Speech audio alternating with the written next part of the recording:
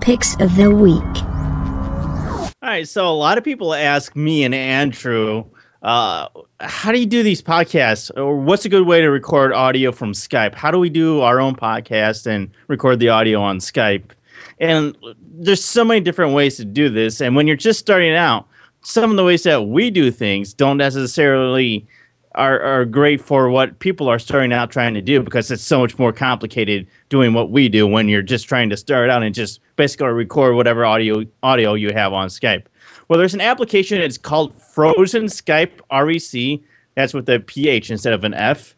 And what this does is it actually integrates into Skype and allows you to record your audio on Skype. So if you want to start out doing podcasts and you're looking for a way to record your audio on Skype with somebody else so that you can do a podcast, this is a great and easy way to do this. It integrates, like I said, very easy. It'll just come up with after you install it, a dialog that asks you to allow access to it in Skype, and then you'll have full access to it. When you record it, it'll actually record as a WAV file, which is really great if you're doing podcasting, because then you have your full high-quality audio file. And if you want later down the road, you can change that down to a 64-kilobyte MP3 that you can upload to the web, so that you always have that full-resolution copy to always go back to. Because when you're editing, you don't necessarily want to have lossless audio. It'll just sound better in the end.